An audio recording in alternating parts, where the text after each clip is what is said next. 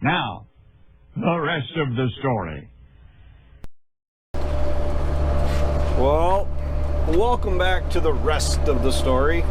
I'll try to sound as energetic as I can, which I'm not saying that like I'm having a hard time or a bad day or nothing. It's just I'm going to sound as energetic as I can. So here I am making a liar out of myself again. The reason I say that is because I think I just lied to my wife.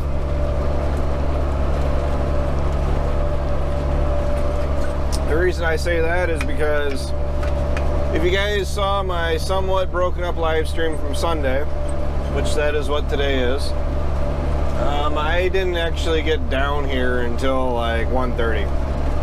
I'm currently down at the valley, and I think I'm going to go ahead and say it, just like with the row crops. I think with all the crops this year, cautiously optimistic is the term that's pretty much going to sum up 2021. And the reason for that is that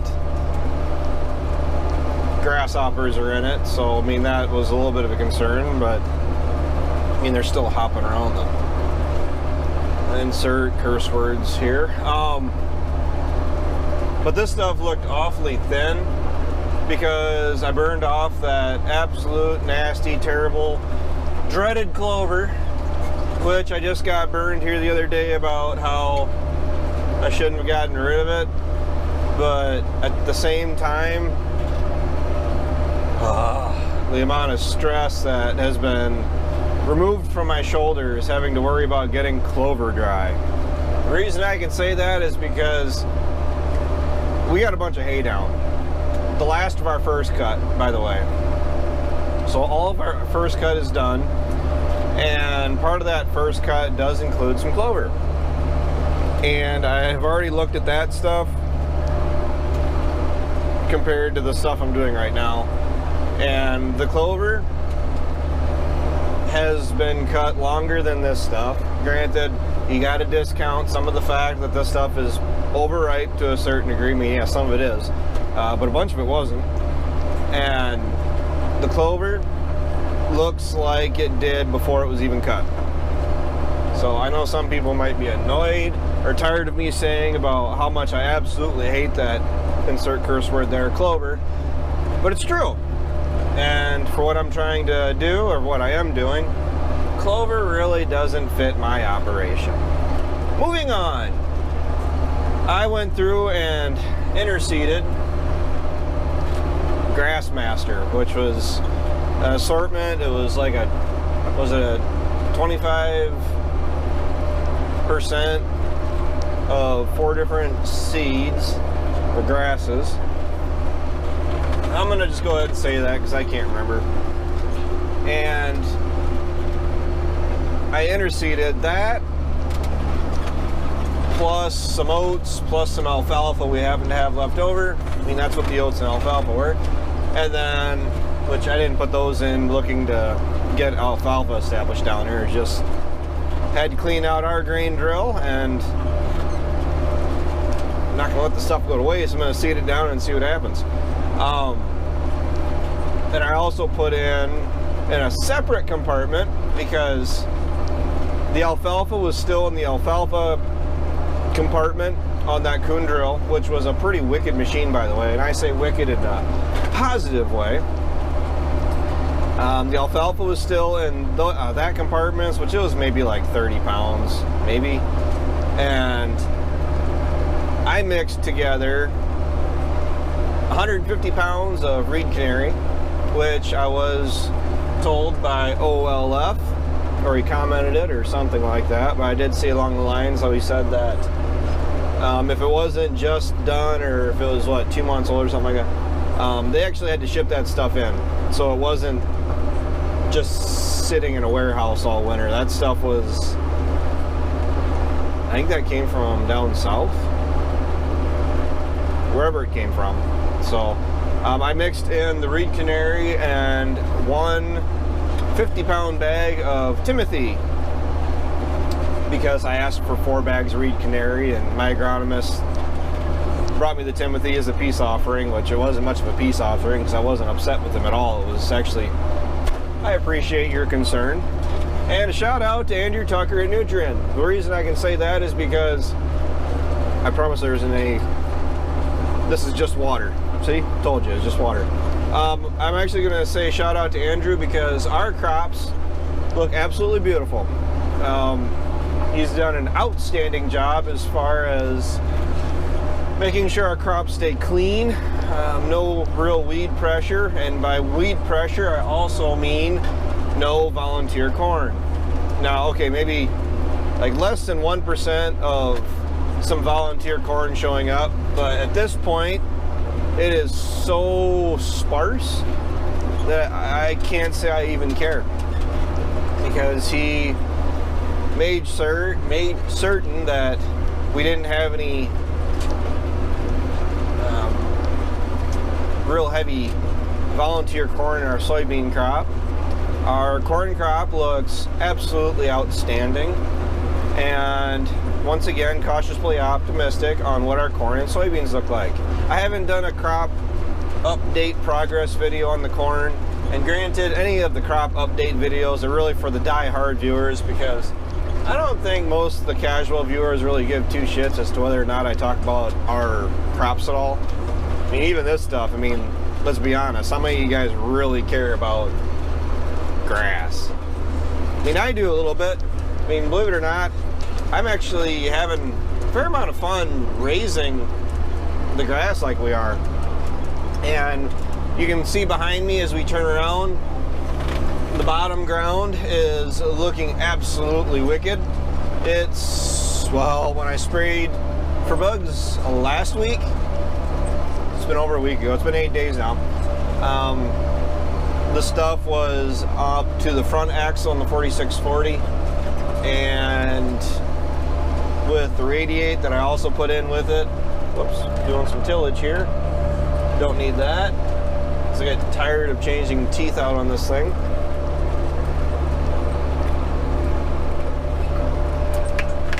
God dang it. Oh, running. Okay. We'll sort that out here in a couple seconds. See, the previous people had a bit of a ditch down, or I want to say a washout, but I disked it in, but evidently not good enough. So the grass down there, the regrowth that we cut the second week of June, I believe, is up above the front axle of the 4640 now, and it's going to sit there and grow until about the first week of September. Kind of an important date to keep in mind. Trying to get all of our hay, everything done again, you know, the last of Dad and Ryan stuff and all of this second cut, because Andrew has done a very good job of reminding me that we're probably going to be doing soybeans, or be able to cut soybeans the 3rd to 4th week of September. We are a week ahead of last year, and with the heat, granted it's not really terrible, awful amounts of heat, but we're getting the right amount of moisture, which I guess is, might be fighting words to the right wrong person, because you get west of here, south of here, east of here, there's people that have not nearly enough rain to people that literally can't give it away. And we're actually doing about perfect. I don't want to say we're in a garden spot, but I'm not gonna lie, I held off on some grain sales, which I sell all of the farms, I mean I market all of the farm's grain, and I held off on some $6.50 corn sales for this fall, because I had a real legitimate concern as to whether or not we were going to have much of a crop this fall. I mean, the corn was not super tall, it wasn't using a whole lot of water, but it still makes you sweat a little bit when it's the second week of June. Yeah, we were making this hay, I believe, and the corn is rolling up at our home farm, on our best soils, on our best farm. Really don't want to talk about how the rest of the corn looked on some of the other farms, but it all looks great now, and I'm marketing accordingly. It's just that we were dry early on, which makes you sweat, but ideally, largely for the corn, you know, maybe more for the beans, but when it didn't have water readily available to the plant, the roots actually had to go to work, unlike the last 4 or 5 years where we were getting non-stop rain and the crops always had an abundance of water that they never really had to dig down, grow down into the soil and have to find moisture, find nutrients. And we all know, maybe our city viewers don't know that, the deeper the roots, the more nutrients it can find in the soil, the better plant you're going to have, better plant health. And my theory is on this is because the last 4 years we broadcast the majority of our fertilizer, our nutrients and all that. The last 4 years the crops haven't really had to grow huge masses of roots to make a good crop. And I'm not saying we've had bad crops the last few years. It more or less just makes it a nightmare trying to get it planted and harvested. This is the first year in a while that I can remember that I was able to plant in dry conditions and it wasn't mud and I wasn't fighting getting the seed slot closed. With the roots actually having to dig down and find their moisture, find the nutrients. I mean, all the fertilizer we put down in the last few years that maybe hasn't been getting completely utilized because in the last 3 or 4 years the roots haven't had to look for it. My theory is that this year, because of the dry weather, the plants had dig down and are potentially finding nutrients that have been there for a while that it hasn't had to use or hasn't been able to use in the past, which in turn is going to translate into better, healthier crops, potentially more yield this fall. I haven't gone out and looked at the corn yet. Probably going to wait a little bit. All of it's pretty well tasseled out. A lot of ears out there, but as far as ear sizes, Andrew, our agronomist, has pulled a couple, and everything he's found so far, which is probably half a dozen ears randomly pulled across a couple of our farms, and the general number I'm getting back is 20 to 22 around and 30 to 36 long. That's above average for us. Normally it's 18 to 20 around and 26 to 30 long. And then population plays into that too, which I actually cranked up our populations this year. So it's not in the bin yet, guys. And as far as doing this, probably don't need to do it. I mean, a lot of people, we used to get away without having to ted our hay out. But the reason I do it is because I'm looking for a more uniform dry down on some of this stuff. The field up through here was kind of lighter. I mean, you know, I sprayed off the clover and that new seeding is actually there. But I honestly feel that I already had that grass that was already established that kind of blocked out some of that new growth. So cutting this field off finally, we had 2 inches of rain here the other day, so moisture's in the soil, and I'm hoping that that new seeding plus the grass that was already there, it's leveling the playing field off, and we'll really see what is going to come up now. I'm planning on getting 1,000 gallons of liquid 32%. Gonna spray that probably the end of the week. They're calling for rain Saturday, and then I'm probably gonna forget about this place for another week. Yeah, just another week, because the amount of grasshopper pressure I have down here, I'm already figuring I'm gonna have to come down and spray for bugs. Probably gonna end up using the Gator and the 46, and then using the Gator for spraying the steep waterways, because I honestly don't think I can get down there to spray them. mean, I could. Probably shouldn't. So, it's what, the end of July. Let the stuff grow for another 40 days, give or take. First week of September, I'll keep an eye on this whole farm for bugs, and then hopefully have a healthy second cut. My goal is 600 bales to sell. I'm already not technically, I can't say that. Almost there, because by the time I get the last of my first cut made, which is what, 55 acres, that's a lot. 55 acres approximately of my hay that I gotta make yet. I'll be over 300 easily. I don't know if I'm gonna take much of a run at 400. Might be close. So that really, the better this yields here on Tuesday, which I'm thinking this is gonna be Tuesday we make this, the less that second crop will have to perform to hit my minimum goal. Now, am I just aiming for 600? No, absolutely not. Honestly, I'd prefer 700, but a minimum I'd like to see 600. If I don't hit 600 bales, I'm gonna be disappointed. Now, here's the thing, I kind of keep moving the goalposts around a little bit, because last year I was making 54-inch bales. This year I'm making 60. And just off of the bale height alone, that extra 6 inches, if I would have made everything I've made so far, where am I at here?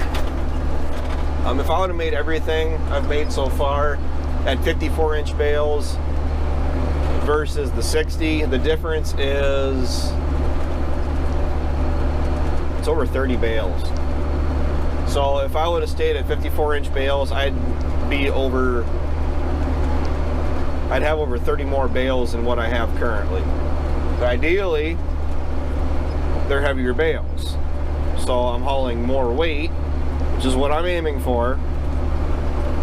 And I don't know if I really want to say fewer trips, because when I do sell this stuff, my weight limit is about 1,500 pounds.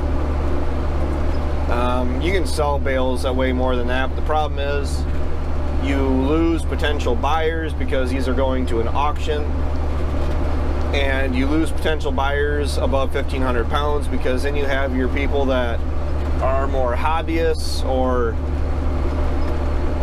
aren't the big dairies or beef operations that have the larger lifting machines like we do, that have just, you know, a herd of beef cows that don't really get carried away having much for a loader tractor or a skid steer, and then they kind of shy away from buying 1,500 pound bales.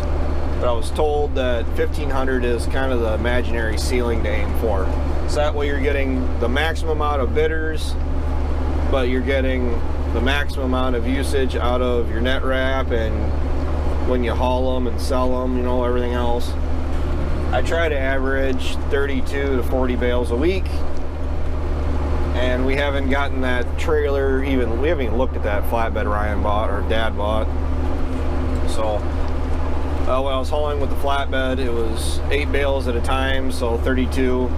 I'd usually try to do at least 4 trips, ideally 5, and then they were selling them out every week, but then they break them up into smaller groups. So I mean, it's not like when you're bidding on it, you're bidding on all 40 bales. They break them into trailer loads, and I'm just trying to be as efficient as possible, I guess. Well, it's not, I guess. That's exactly what I'm trying to do. I'm trying to be efficient. Doesn't seem like it 100% of the time, but I'm trying to be efficient.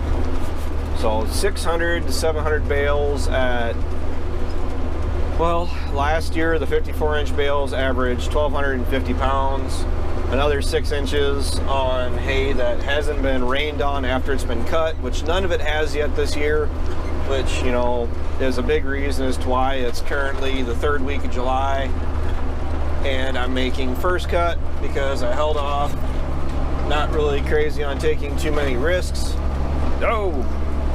And trying to make this stuff properly, because I believe that if it gets rained on after you cut it and it gets rained on a time or two, you lose that waxy coating on it and it starts to rot. You lose tonnage, you lose weight, and then your bales ultimately weigh less. So a good portion, like 2/3 to 3/4 of my hay last year that I sold have been rained on to varying degrees. Everything I've made so far, like everything this year, even Dad and Ryan's stuff hasn't been rained on. So I mean, the hay looks nice, and I'm hoping that the weight stays there. Go ahead and comment down below what you really think the second cut, or the hay this year is going to weigh, weighing 60-inch bales. So they're 5x5 round bales versus the 4.5x5 round bales. I'm wrapping them 4 times, and go to Ryan's video that he just posted on Sunday, which I can't remember the name of it now, but we're making this hay down here last month of the first cutting down here, and the bales do look really nice. Wrapped 4 times. I curb appeal, I mean, how they look does go into what they get priced as too, and cautiously optimistic. I think we'll just end that right there. I'm cautiously optimistic. 6-inch bigger bales, 1,300 pounds. I think that's well within reason. On the high end, I'm thinking 1,400 pounds, because I can't remember what it is anymore. The guy that told me I no longer talk to, I won't say I no longer talk to him, I just haven't seen him in 5, 10 years, 8 years, 7 years. And I do believe what he said was the outside 6 to 12 inches of a round bale accounts for, I don't know if I want to say it accounts for half of the total weight of a round bale. Half might be too much, but at the same time, when you look at those bales, the bigger they get, the more material there is in the outer 6 inches to a foot. I don't know, you could talk me into believing that. So I told the wife I wasn't going to come down here and ted all this. The reason I'm tedding it all is because, just like going to the fridge at 2 o'clock in the morning for a midnight snack and seeing some birthday cake that instead of eating just a piece, you eat the whole thing, because, well, hell, I'm here. This stuff is a little green. It was hit with the coon mower that Dad was running. Dad liked the coon mower. His take on it was another way to look at it. He liked the coon mower because it didn't actually sit as high as the deer does. So when you drop it down, it can't pick up as much speed when you drop it, that it doesn't slam down like the deer does. I hadn't really thought of it that way. I like how it lays out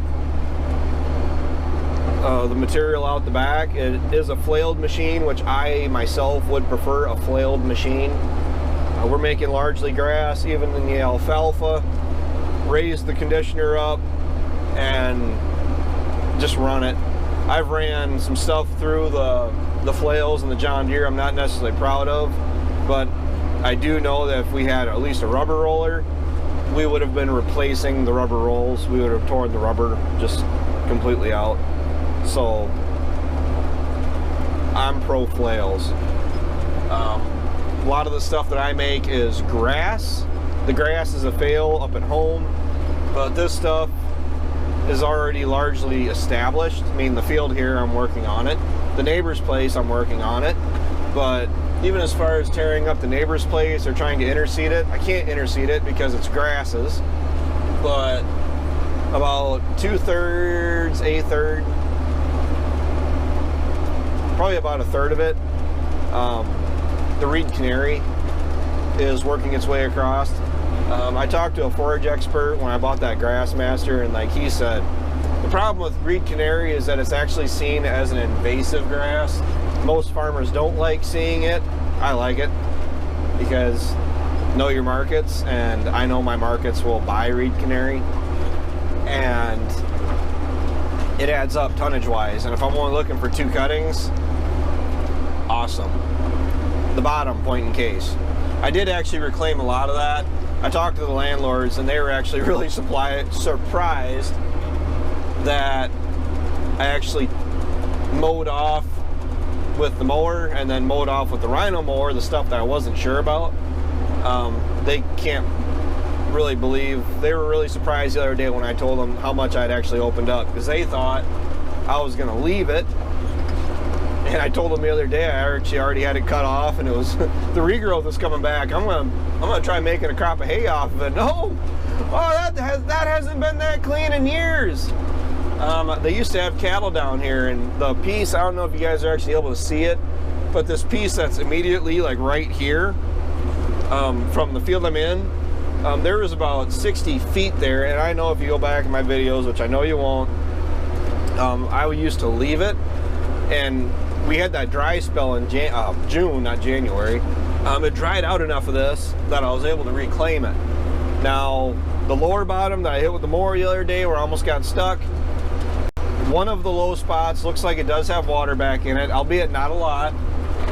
But I'm gonna swear here, I'm gonna say the H word and the I word, but my hopes and intentions are that if I can get back to making it, keeping the material, the grass that's there, cut, made, exposing that ground, helping get that ground dried out, it'll help it stay dried out where I can continue to make it. The bottom's going to flood again, and then it, you know, might be just I'm SOL until it dries out again. But for all I know, this could be a year where I'm going to look back for the next 10 years and go, or I'm going to be talking about for the next 10 years. And remember that year where I had all this cleaned up and it looks beautiful down here? I'm one of those farmers that actually likes to see my farms that I'm running looking pretty. Might not sound masculine for a 30-year-old man to say pretty, but I like my farms to look pretty and beautiful and actually be curb appealing. And I don't really care if the strangers driving by look at the farms and if it looks nice to them. I drive by my farms and I want to actually be proud of myself knowing that they look nice, they're being taken care of, they're not being overrun with weeds and trees, and even our row crops, they look awesome. So 30 minutes, wow, this video got away from me. Thanks for those of you that made it to the end. Make sure you give yourselves a thumb up or a pat in the back in the comments below for making this far. And I think I'm gonna have to end this. I mean, I'm gonna be here for a while because 5 miles an hour is about all I'm willing to do with this tedder. Largely because I don't want to start breaking teeth. Normally I'm running 1200 RPMs at idle at 5 miles an hour because you're driving slow enough that you're not throwing a lot of material into these teeth and you're overextending them and breaking them, and it costs you money. I don't like costing myself money any more than I really have to, but I'm not afraid to spend it either. So there I go again, I'm kind of trailing off. I'm just gonna end this because I don't want to have like a 40-minute long video. You guys are watching the rest of the story. Stay tuned for more in-cab talking videos because I think the video days of me doing action shot stuff are pretty well over.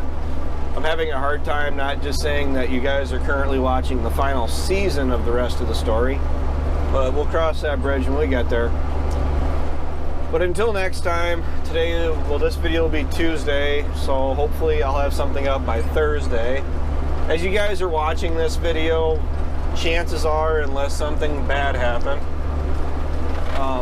this stuff that I'm currently tedding is made, baled up, and then on Wednesday, tomorrow, I'll be finishing up everything that way, which is largely waterways. Kind of tedious and a pain in the butt, backing up and doing all the waterways, but I got 12 acres, give or take, of waterways that I cut last night of just my own stuff, not even Dad's stuff. And last year when I did it, I had, what, 32 bales off of it last year. I can't remember if that was total or just first cut alone, but it's the end of June. As long as we get the rain and the healthy second cut comes back up, I will go through in September and all of our stuff will get made again. It's just how it is. Kind of annoying. Seems like you hear some people complain about doing waterways and stuff like that because you're tearing up your equipment. I really don't feel like we're tearing up our equipment because I do try to make sure we're not destroying our equipment, because I'm usually the one that's working on it that has to fix it, and I don't want to create work for myself if I don't have to. So yes, we do have another skid steer. For those of you who are still watching, I'm going to talk some more. Hell with it.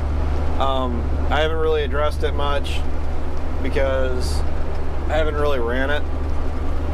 We've had it for a month now. Really don't feel like putting it out there that, hey, look at us, we bought stuff. We bought a lot of stuff this year. If you actually write down everything we bought, I mean, just off the top of my head, we've bought 5 different machines of different various uses and purposes, from the skid steer to the chisel plow to the trailer to the grain auger to, there's one more thing, the trailer. I forgot about the stock trailer. Okay, so there's still one more thing. See, we had a good year. We had a good year because of grain prices and what I've sold them at. Really not much for government handouts, and they really didn't go very far. I gotta go because that's the wife. Berlina, can you see me? Probably not.